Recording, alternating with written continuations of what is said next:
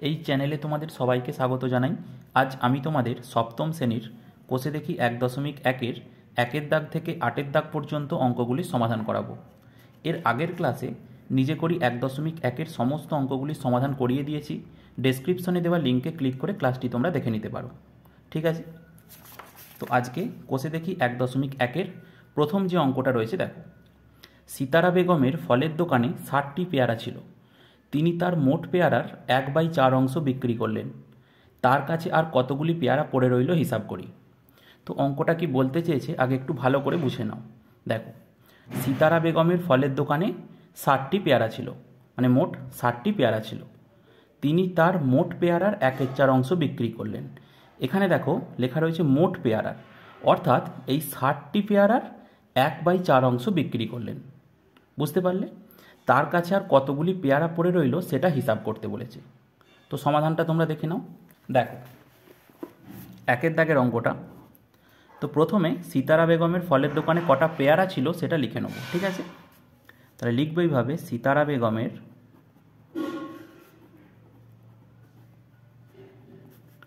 ফলের দোকানে পেয়ারা ছিল 60টি। ঠিক আছে, এইবার তিনি তার মোট পেয়ারার 1/4 অংশ বিক্রি করলেন। মোট পেয়ারা মানে এই যে 60টি পেয়ারা, অর্থাৎ তিনি বিক্রি করলেন 60টি পেয়ারার 1/4 অংশ। তো এখান থেকে আমরা বার করব তিনি কটা পেয়ারা বিক্রি করলেন। বুঝতে পারলে? ঠিক আছে, তো প্রথমে এই লাইনটা লিখে নেব যে তিনি তার মোট পেয়ারার 1/4 অংশ বিক্রি করলেন। অর্থাৎ তাহলে তিনি পেয়ারা বিক্রি করলেন। এবার আমরা লিখব তিনি পেয়ারা বিক্রি করলেন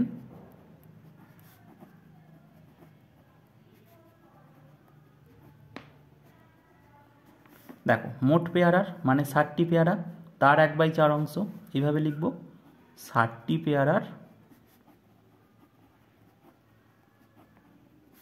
1/4 অংশ।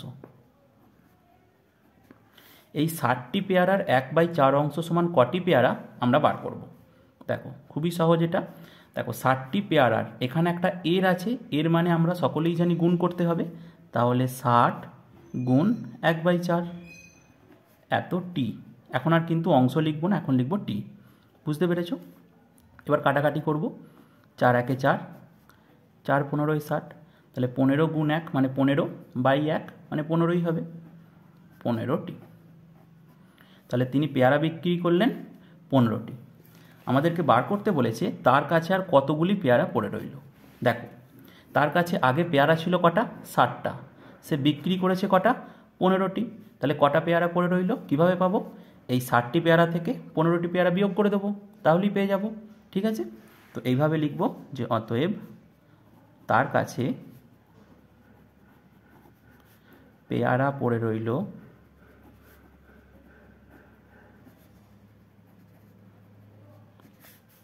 60 বিয়োগ 15 এতটি। এবার এটা বিয়োগ করব। দেখো 5 × 10, 5 দিতে হাতে 1, 1 আর 1 2 × 6 4, 45টি। তাহলে তার কাছে আর পেয়ারা পড়ে রইল 45টি। এটাই অ্যান্সার। বুঝতে পারলে? তো পরের অঙ্কটা দেখো, 2-এর দাগেরটা। মা আমাকে 60 টাকার 5/6 অংশ এবং দাদাকে 45 টাকার 7/9 অংশ দিয়েছেন। মা কাকে বেশি টাকা দিয়েছেন হিসাব করে দেখি। তো মা আমাকে 60 টাকার 5/6 অংশ দিয়েছে, দাদাকে দিয়েছে 45 টাকার 7/9 অংশ। মা কাকে বেশি টাকা দিয়েছে সেটা হিসাব করতে বলেছে। মা আমাকে বেশি টাকা দিয়েছে না দাদাকে বেশি টাকা দিয়েছে সেটা হিসাব করব। বুঝতে পারলে? তো দেখো 2-এর দাগের অঙ্কটা। তাহলে প্রথমে এইভাবে লিখে নেব যে মা আমাকে দিয়েছেন কত? 60 টাকার 5/6 অংশ। 60 টাকার 5/6 অংশ। তো এই 60 টাকার 5/6 অংশ সমান কত টাকা সেটা বার করব। দেখো তাহলে কী করব, 60 গুণ 5/6, এত টাকা। ঠিক আছে, এবার কাটাকাটি করব। 6 একে 6, 6 10 60, তাহলে 10 গুণ 5 মানে 50, 50/1 মানে 85 হবে, 50 টাকা। তো মা আমাকে দিয়েছেন 50 টাকা। এবার দাদাকে কত টাকা দিয়েছেন সেটা বার করব। দেখো এখানে বলা রয়েছে কি, দাদাকে 45 টাকার 7/9 অংশ দিয়েছেন। তো এই 45 টাকার 7/9 অংশ সমান কত টাকা সেটা বার করব। তাহলে মা দাদাকে দিয়েছেন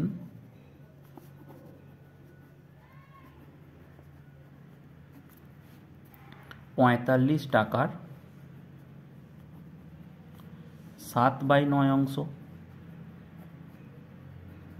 ঠিক আছে, তো এটা সমান কত টাকা হবে বার করে নেব। তাহলে 45 গুণ 7/9, এত টাকা। দেখো এবার কাটাকাটি হবে। 9 একে 9, 9 5 45, তো 5 গুণ 7 মানে 35, 35/1 মানে 35 হবে, 35 টাকা। ঠিক আছে, তাহলে দেখো মা আমাকে দিয়েছে কত টাকা, 50 টাকা, আর মা দাদাকে দিয়েছেন 35 টাকা। এখন তোমরাই বলো এই 50 টাকা আর 35 টাকা কোন টাকাটা বেশি? 50 টাকাটা বেশি, 35 টাকাটা কম। তাহলে 50 টাকা কাকে দিয়েছে? আমাকে দিয়েছেন। তাহলে উত্তর হবে মা আমাকে বেশি টাকা দিয়েছেন। বুঝতে পারলে? ঠিক আছে, তার আগে আমরা একটু এইভাবে লিখে নেব, যেহেতু 50 টাকা গ্রেটার দ্যান 35 টাকা, মানে 50 টাকাটা 35 টাকার থেকে বড়, তাই লিখব অতএব মা আমাকে বেশি টাকা দিয়েছেন। বুঝতে পারলে? এটাই জানতে চেয়েছিল। তো এর পরের অঙ্কটা দেখো, 3 দাগের অঙ্কটা। গণেশবাবু 3 দিনে একটি কাজের যথাক্রমে 3/14, 4/7 ও 1/21 অংশ শেষ করেছেন। তিনি 3 দিনে মোট কত অংশ কাজ শেষ করেছেন ও এখনও কত অংশ কাজ বাকি আছে হিসাব করি। তো গণেশবাবু 3 দিনে একটা কাজের 3/14, 4/7, 1/21 অংশ শেষ করেছে। আমাদেরকে বার করতে বলেছে তিনি 3 দিনে মোট কত অংশ কাজ শেষ করেছেন আর কত অংশ কাজ এখনও বাকি আছে সেটা হিসাব করতে বলেছে। বুঝতে পারলে?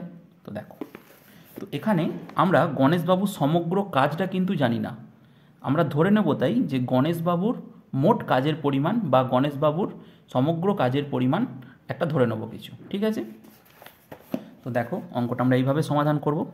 3 দাগের অঙ্কটা, তো প্রথমেই লিখে নেব যে ধরি বা মনে করি। ঠিক আছে, গণেশবাবুর মোট কাজের পরিমাণ আমরা ধরে নিচ্ছি 1 অংশ, তার মোট কাজের পরিমাণটাকে ধরে নিচ্ছি 1 অংশ। ঠিক আছে, তো এইবার আমরা বার করব তিনি 3 দিনে মোট কত অংশ কাজ শেষ করেছেন। এখানে বলাই রয়েছে দেখো যে 3 দিনে একটি কাজের যথাক্রমে এত এত অংশ শেষ করেছে, তাহলে মোট কত অংশ কাজ শেষ করেছে সেটা বার করব। তো কিভাবে বার করব? এই 3টেকে যোগ করে দেবো, তাহলেই আমরা পেয়ে যাব। তো আমরা এইভাবে লিখব যে অতএব তিনি 3 দিনে মোট কাজ শেষ করেছেন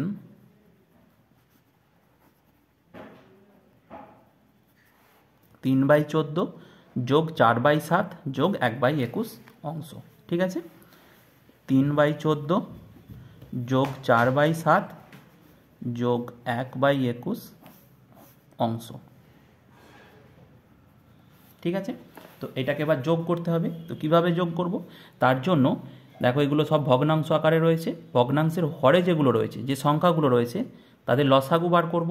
14, 7 আর 21, এদের লসাগু বার করে নেব।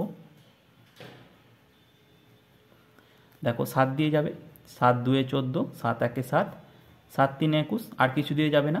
তো এগুলো গুণ করে দেবো, গুণ করে যেটা পাবো সেটাই হবে লসাগু। তাহলে 7 2 14, 14 1 14, 14কে 3 দিয়ে গুণ করলে হয় 3 14 42। ঠিক আছে, তাহলে লসাগু এলো 42।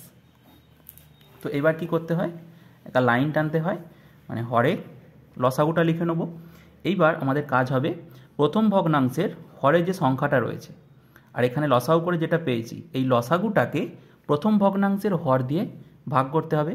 তাহলে 42কে যদি 14 দিয়ে ভাগ করা হয় কত হয়, 14 3 42, তো ভাগফল যেটা পাবো সেটা লবের সাথে গুণ হয়। তাহলে 3-এর সাথে যেটা ভাগফল পেয়েছি অর্থাৎ 3, 3-এর সাথে 3 যদি গুণ করা হয় কত হবে, 9 হবে। তো আমি আর এক্সট্রা এক লাইন লিখছি না যে 3 গুণ 3 এইভাবে লিখছি না, একেবারে করে দিচ্ছি এটা 9, যোগ চিহ্ন ছিল দেবো। 42কে এবার দ্বিতীয় ভগ্নাংশের হর দিয়ে ভাগ করব। তাহলে 42কে 7 দিয়ে ভাগ করলে 7 6 42, ভাগফল 6।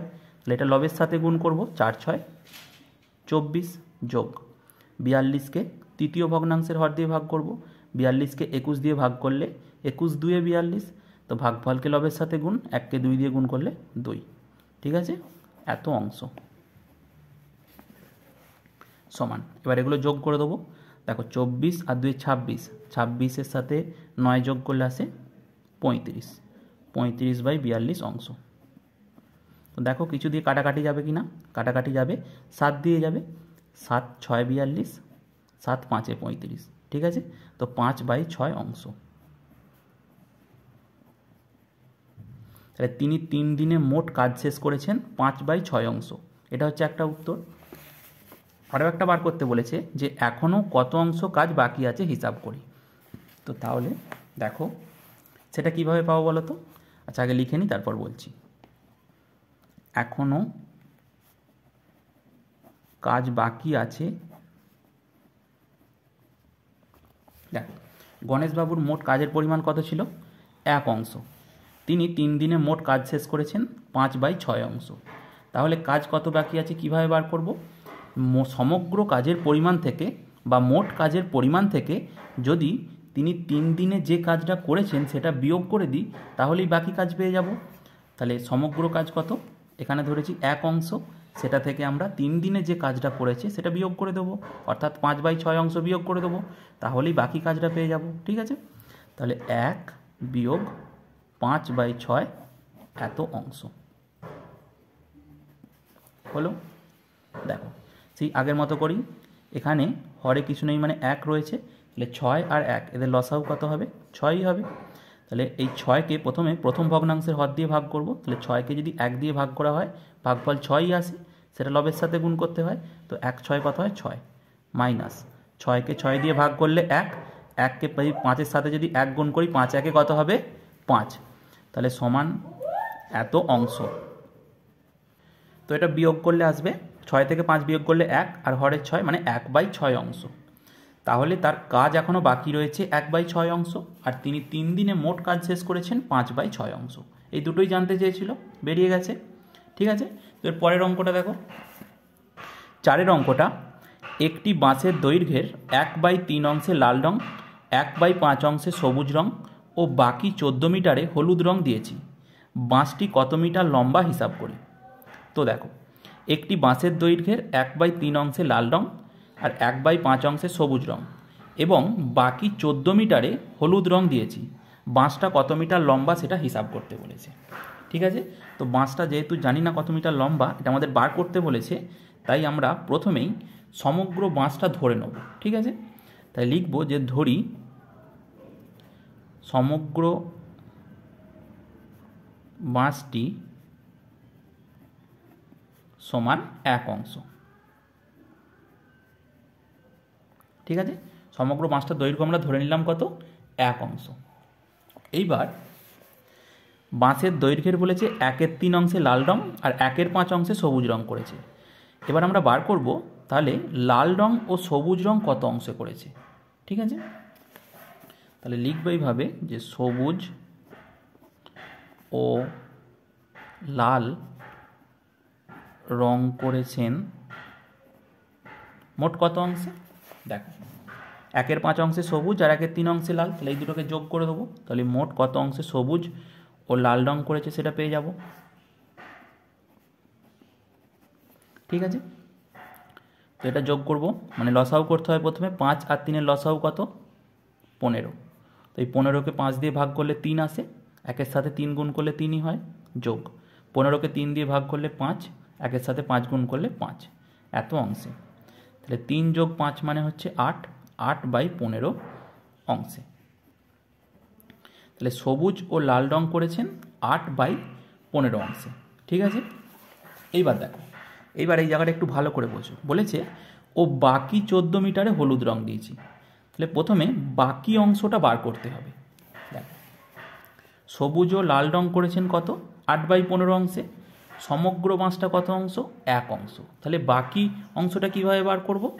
এই সমগ্র অংশ থেকে সবুজ ও লাল রং করেছে যত অংশে সেটা বিয়োগ করে দেবো, তাহলে বাঁশটার বাকি অংশ পেয়ে যাব। তাহলে লিখব যে অতএব বাকি অংশ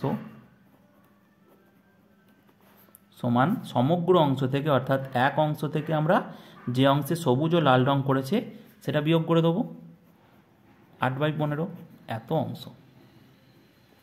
এটা বিয়োগ করে নেবো আমরা। দেখো 15ই লসাগু হবে, 15 একে 15 মাইনাস 15কে 15 দিয়ে ভাগ করলে কত হয়?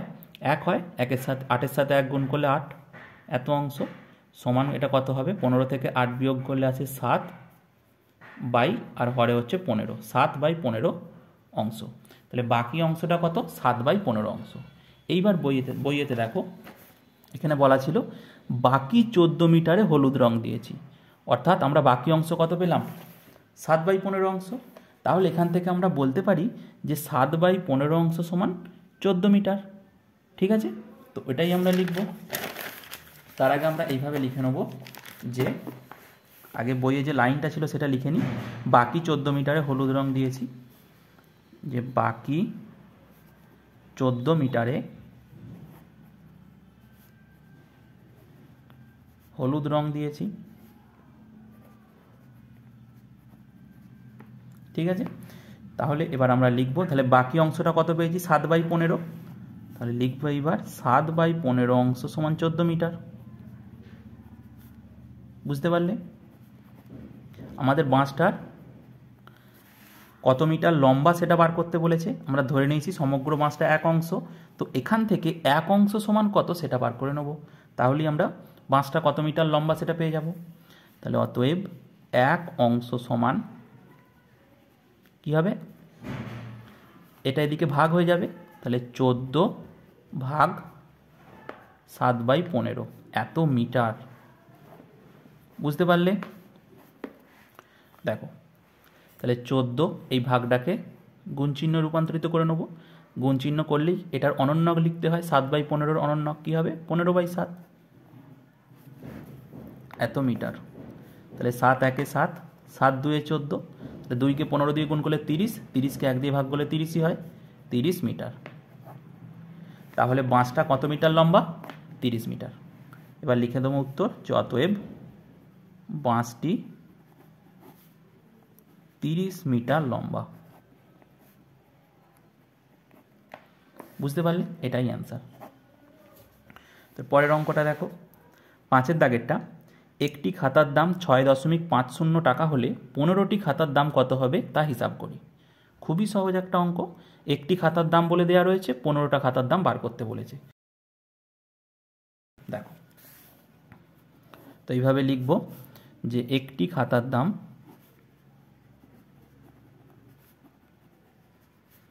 সমান হচ্ছে কত? 6.50 টাকা। ঠিক আছে, অতএব 15টি খাতার দাম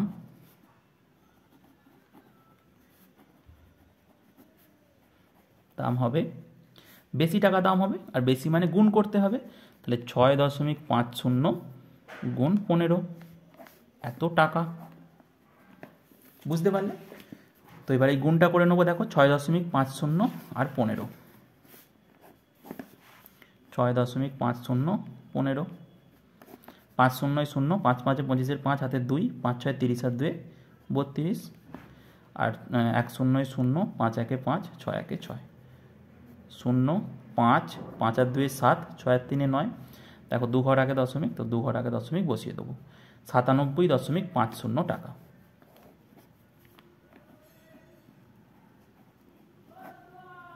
ঠিক আছে, তাহলে 15টা খাতার দাম কত? 97.50 টাকা। এটাই জানতে চেয়েছিল যে 15টা খাতার দাম কত হবে, বেরিয়ে গেছে, এটাই অ্যান্সার। বুঝতে পারলে? এর পরের অঙ্কটা দেখো, ছয়ের অঙ্কটা, একটি বাক্সে 12টি চিনির প্যাকেট আছে, প্রতিটি প্যাকেটের ওজন 2.84 কিগ্রা। বাক্স এবং প্যাকেটগুলির মোট ওজন 36 কিগ্রা হলে হিসাব করে দেখি বাক্সটির ওজন কত হবে। দেখো, খুব ভালো একটি অঙ্ক, আগে বুঝে নাও। একটি বাক্সে 12টি চিনির প্যাকেট আছে, প্রতিটি প্যাকেটের ওজন 2.84 কিগ্রা, অর্থাৎ একটা চিনির প্যাকেটের ওজন 2.84 কিগ্রা। ঠিক আছে, তাহলে 12টি চিনির প্যাকেটের ওজন কত হবে সেটা আমরা বার করব। বুঝতে পারলে? এইবার বলেছে বাক্স এবং প্যাকেটগুলির মোট ওজন 36 কিগ্রা। বাক্স ও প্যাকেটগুলোর মোট ওজনটা 36 কিগ্রা, তাহলে শুধু বাক্সটার ওজন কত হবে সেটা বার করতে বলেছে। তো দেখো সমাধানটা, 6এরটা। তাহলে এখানে বলা ছিল কি যে প্রতিটি প্যাকেটের ওজন 2.84 কিগ্রা। আগে লাইনটা লিখে নিই, প্রতিটি প্যাকেটের ওজন, অর্থাৎ একটি প্যাকেটের ওজন কত?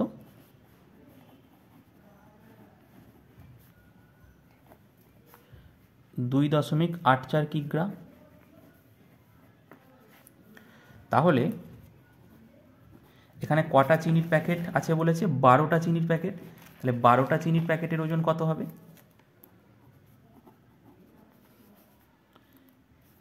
12টি প্যাকেটের ওজন বেশি হবে। একটার ওজন যদি 2.84 কিগ্রা হয় তাহলে 12টার ওজন বেশি হবে। তাহলে বেশি মানে গুণ করতে হবে, 2.84 গুণ 12, এত কিগ্রা। বুঝতে পারলে? তোমরা একেবারে এই লাইনটাই লিখতে পারতে, কোনো অসুবিধা নেই। আমি একটুখানি ভেঙে লিখলাম আর কি, যাতে বুঝতে সকলের সুবিধা হয়। ঠিক আছে, তো 2.84কে 12 দিয়ে গুণ করব। 2.84 একে 12 দিয়ে গুণ। দেখো, 4 2 8, 8 2 16, 6 হাতে 1, 2 দুগুণে 4 আর 1 5, আর এটা গুণ করলে 1 দিয়ে গুণ করলে এটাই হবে 284, 4 8 2। তো 8, 6 4 10 0, হাতে 1, 8 আর 1 9, 9 আর 5 14, 4 হাতে 1, 2 আর 1 3, 2 ঘর আগে দশমিক, 2 ঘর আগে দশমিক বসিয়ে দেবো। তাহলে 34.08 কিগ্রা। এটা হচ্ছে 12টা চিনির প্যাকেটের মোট ওজন, কিগ্রা। এইবার দেখো, এখানে বলা কি রয়েছে? বাক্স এবং প্যাকেটগুলির মোট ওজন 36 কিগ্রা। অর্থাৎ এই জায়গাটা এবার একটু ভালো করে বোঝো। বাক্স ও প্যাকেটগুলির মোট ওজন 36 কিগ্রা। দেখো, এই পাশটায় বোঝো। এখানে বাক্স প্লাস প্যাকেট মানে চিনির প্যাকেট, ঠিক আছে, এদের মোট ওজন কত? 36 কিগ্রা। আমাকে বার করতে বলেছে শুধু এই বাক্সের ওজন। এই বাক্সের ওজনটা কীভাবে পাবো? যদি এই বাক্স আর প্যাকেটের মোট ওজন থেকে এই প্যাকেটের ওজনটাকে বিয়োগ করে দিই, তাহলেই শুধু বাক্সের ওজনটা পেয়ে যাব। বুঝতে পারলে? ঠিক আছে, তো তাহলে আমরা এইভাবে লিখব যে অতএব বাক্সের ওজন সমান বাক্স ও প্যাকেটগুলোর মোট ওজন থেকে আমরা কি করব? প্যাকেটের ওজনটা বিয়োগ করে দেবো। প্যাকেটের ওজন এখানে বার করেছি, অর্থাৎ এই যে 12টো প্যাকেটের ওজন। ঠিক আছে, তাহলে 36 কিগ্রা বিয়োগ 34.08 কিগ্রা, তাহলেই শুধু বাক্সের ওজন পেয়ে যাব। ঠিক আছে, দেখো তাহলে 36 আর 34.08, তো এখানে দশমিকের পর দুটো শূন্য দিয়ে আমরা ঘরটা সেম করে নেব। 8 কয়তে 10, 2 দিতে হাতে 1, 1 কয়তে 10, 9 দিতে হাতে 1, 4 আর 5 কয়তে 6, 1 আর 3 3 0, তাহলে 1.92 কিগ্রা। এটা হচ্ছে বাক্সের ওজন। এটাই জানতে চেয়েছিল, এটাই অ্যান্সার। বুঝতে পারলে? তো এর পরের অঙ্কটা দেখো, 7এর দাগের অঙ্কটা। এক বস্তা চালের পরিমাণের 0.75 অংশের দাম 1800 টাকা হলে তার 0.15 অংশের দাম হিসাব করি। তাহলে এক বস্তা চালের পরিমাণের 0.75 অংশের দাম 1800 টাকা, 0.15 অংশের দাম কত সেটা বার করতে বলেছে। খুবই সহজ একটা অঙ্ক, ঐকিক নিয়মে আমরা সমাধান করব। দেখো 7এর দাগেরটা, এখানে বলাই রয়েছে 0.75 অংশের দাম 1800 টাকা। তো লিখবো এটাই যে 0.75 অংশের দাম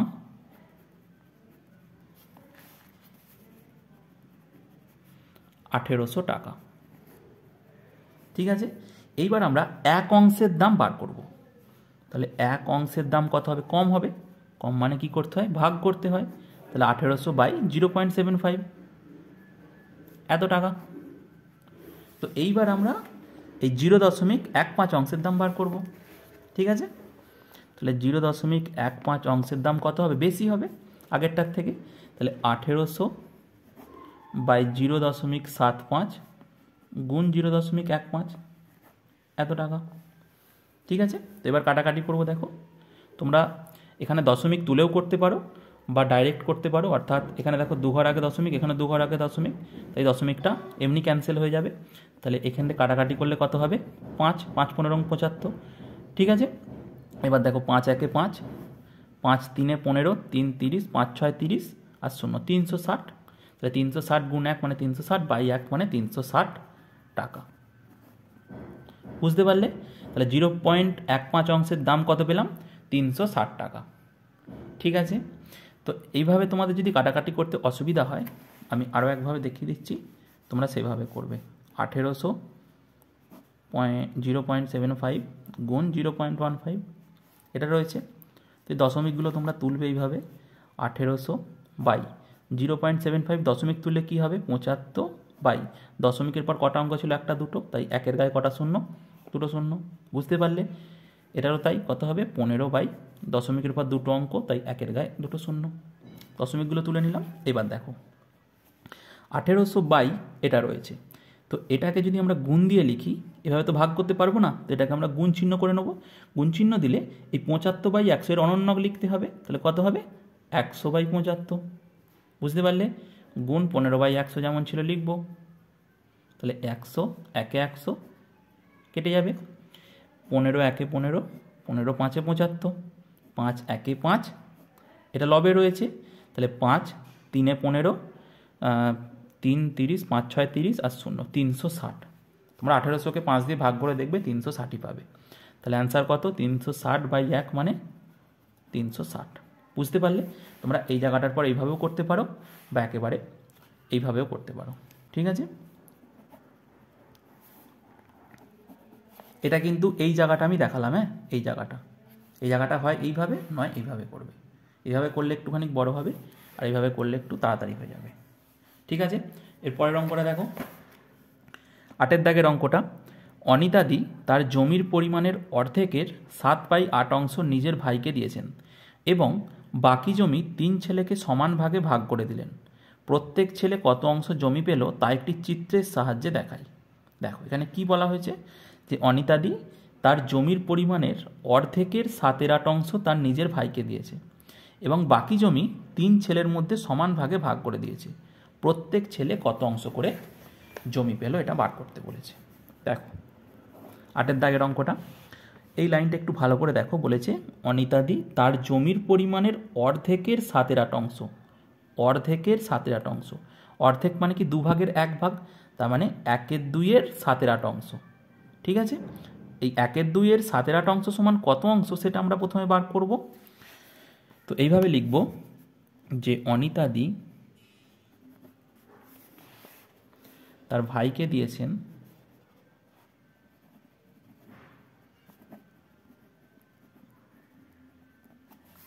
অর্ধেকের, আমি আগে লাইনটা লিখছি তারপর বলছি, অর্ধেকের 7/8 অংশ জমি। ঠিক আছে, অর্ধেক মানে কি? অর্থাৎ 1/2 এর 7/8 অংশ জমি। ঠিক আছে, এটা সমানই কি? 1/2 গুণ 7/8। বুঝতে পারলে? এত অংশ জমি। তাহলে লবের সাথে লবের গুণ করব, হরের সাথে হরের গুণ করব। তাহলে 1 7 7, 2 8 16, 7/16 অংশ জমি। বুঝতে পারলে? তাহলে তার ভাইকে কত দিয়েছে? 7/16 অংশ জমি। এইবার দেখো বলেছে বাকি জমিটা 3 ছেলেকে সমান ভাগে ভাগ করে দিয়েছে। বাকি জমি কিভাবে পাবো? দেখো অনিতাদির সমগ্র জমির পরিমাণ কিন্তু আমরা জানি না, তাই সমগ্র জমির পরিমাণটা কিন্তু ধরে নিতে হবে। ঠিক আছে, তাহলে আমরা এখানে এইভাবে লিখব যে ধরি অনিতাদির মোট জমির পরিমাণ বা সমগ্র জমির পরিমাণ, তোমরা যেটা ইচ্ছা লিখতে পারো, 1 অংশ। ঠিক আছে, তাহলে তার মোট জমির পরিমাণ 1 অংশ। ভাইকে দিয়েছে কত? 7/16 অংশ। তাহলে বাকি জমি কত? তার সমগ্র জমি থেকে যত অংশ তার ভাইকে দিয়েছে সেটা বিয়োগ করে দেবো, তাহলেই বাকি জমি পেয়ে যাব। অতএব বাকি জমি সমান 1 বিয়োগ 7/16 অংশ। বুঝতে পারলে? এবার এটা বিয়োগ করব। দেখো 16 আর এখানে 1, হরে 1 রয়েছে, 16 আর 1-এর লসাগু কত? 16ই হবে। 16 1 × 16 মাইনাস 16কে 16 দিয়ে ভাগ করলে 1, 7কে 1 দিয়ে গুণ করলে 7 অংশ। এটা সমান কত? দেখো 16 থেকে 7 বিয়োগ করলে 9 আর 16, 9/16 অংশ। এটা হচ্ছে বাকি জমি। ঠিক আছে, এই বাকি জমিটা অর্থাৎ 9/16 অংশ জমিটা 3 ছেলেকে সমান ভাগে ভাগ করে দিয়েছে। তাহলে প্রত্যেক ছেলে কত পাবে সেটা বার করতে বলেছে। ঠিক আছে, তাহলে এই 9/16 অংশ জমি যদি 3 ছেলের মধ্যে সমান ভাগে ভাগ করে দেয়, তাহলে প্রত্যেক ছেলে কত করে পাবে? এই 9/16কে আমরা 3 দিয়ে ভাগ করে দেবো, তাহলেই পেয়ে যাব কত করে পাবে। দেখ, ওটাই করব। তাহলে লিখবো এইভাবে যে বাকি জমি অর্থাৎ বাকি জমিটা কত পেলাম? 9/16। 9/16 অংশ জমি 3 ছেলেকে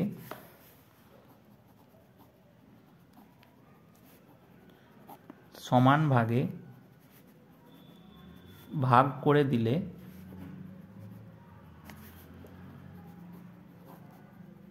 প্রত্যেক ছেলে পাবে কত করে পাবে? 9/16 ভাগ 3, এত অংশ। বুঝতে পারলে? ঠিক আছে, তাহলে 9/16 এই ভাগটাকে গুণ করে নেব, গুণ করলেই 3-এর অনন্যক লিখতে হবে, তার মানে 1/3 এত অংশ। এবার দেখো এখানে কাটাকাটি যাবে, 3 1-এ 3, 3 3-এ 9, আর কিছু যাবে না, তাহলে 3 1-কে 3 আর 16 1-কে 16, 3/16 অংশ। তাহলে বাকি জমি অর্থাৎ 9/16 অংশ জমি 3 ছেলেকে সমান ভাগে ভাগ করে দিলে প্রত্যেক ছেলে 3/16 অংশ করে জমি পাবে। বুঝতে পারলে? ঠিক আছে, এইবার দেখো, এইবার এটা একটা চিত্রের মাধ্যমে দেখাতে বলেছিল। তো দেখো আমরা চিত্রের মাধ্যমে কিভাবে দেখাবো। এটা জমি। ঠিক আছে, এবার বলেছিল যে জমির পরিমাণের অর্ধেকের 7/8 অংশ নিজের ভাইকে দিয়েছেন। তাহলে এটা জমি, তার অর্ধেকের 7/8 অংশ, এটা অর্ধেক। এর 7/8 অংশ, 7/8 অংশ মানে কি? এইটুকু মানে অর্ধেকটাকে আমাকে 8 ভাগ করতে হবে, তার 7 ভাগ ভাইকে দিয়েছে। বুঝতে পারলে? তো এটাকে 8 ভাগ আমরা করে নেব। দেখো 2 ভাগ, 4 ভাগ, 2 ভাগ, 4 ভাগ, 6 ভাগ, 8 ভাগ। ঠিক আছে, এই 8 ভাগের এখানে কত বলেছে? 7, মানে 7/8 অংশ নিজের ভাইকে দিয়েছে, তার মানে 8 ভাগের 7 ভাগ তার নিজের ভাইকে দিয়েছে। তো এটা 7 ভাগ করো, দেখো 1 ভাগ, 2 ভাগ, 3 ভাগ, 4 ভাগ, 5 ভাগ, 6 ভাগ, 7 ভাগ, মানে এখান থেকে এইটা, এটা তার কি হয়েছে? তার ভাইকে দেওয়া হয়েছে। ঠিক আছে, বুঝতে পারলে? এবার বাকি যে অংশটা থাকবে এই 3 ছেলের মধ্যে সমান ভাগে ভাগ করে দিয়েছে, তাহলে প্রত্যেক ছেলে কত করে পাবে সেটা বার করতে বলেছিল। তাহলে বাকি অংশ মানে এটা পড়ে রয়েছে, তো এই দিকটাকেও আমরা 8 ভাগে ভাগ করব। 2 ভাগ, 4 ভাগ, 6 ভাগ, 8 ভাগ। ঠিক আছে, তাহলে এখানে কত অংশ জমি আর পড়ে রয়েছে সেটা বার করো। দেখো এগুলো দিয়ে দিয়েছে তার ভাইকে, তাহলে 1 2 3 4 5 6 7 8 9, মোট কত? মোট কটা ভাগ হয়েছে? দেখো 1 2 3 4 5 6 7 8 আর নিচে 8 মানে 16, তাহলে 16 ভাগের মধ্যে 9 ভাগ আর পড়ে রয়েছে। বুঝতে পারলে? এইটুকুতে পড়ে রয়েছে, তাহলে 16 ভাগের মধ্যে 9 ভাগ পড়ে রয়েছে, মানে 9/16 অংশ এটা পড়ে রয়েছে। এই অংশটাই 3 ছেলেকে ভাগ করে দেবে। তাহলে কী করে বার করব? 9/16 ভাগ 3। বুঝতে পেরেছ? দেখো এখানে এটাই এসেছিলো, এই যে 9/16 ভাগ 3, এটা ক্যালকুলেশন করে কত এসেছিলো? 3/16 অংশ। ঠিক আছে, বুঝতে পেরেছো? তার মানে প্রত্যেক ছেলে 3/16 অংশ করে জমি পাবে। ঠিক আছে, এটাই ছিল চিত্রটা, আর কিছু নয়। বুঝতে পারলে? তো আজকে আমি তোমাদের এই 8-এর দাগ পর্যন্তই করালাম। আশা করি সমস্ত অঙ্কগুলোই তোমরা বুঝতে পেরেছো। এরপরেও যদি কোনো সমস্যা হয়ে থাকে তাহলে তোমরা অবশ্যই কমেন্টে জানাবে, আমি তোমাদের আবারও বুঝিয়ে দেবো। ঠিক আছে, আর আজকের ক্লাসটি কেমন লাগলো সেটিও তোমরা কমেন্টে জানাবে। যদি তোমাদের ভালো লেগে থাকে তাহলে অবশ্যই একটি লাইক ও বন্ধুদের সাথে শেয়ার করতে পারো। এছাড়াও পরবর্তী অধ্যায়গুলির সম্পূর্ণ সমাধান পেতে তোমরা এই চ্যানেলটিকে সাবস্ক্রাইবও করতে পারো। Thank you.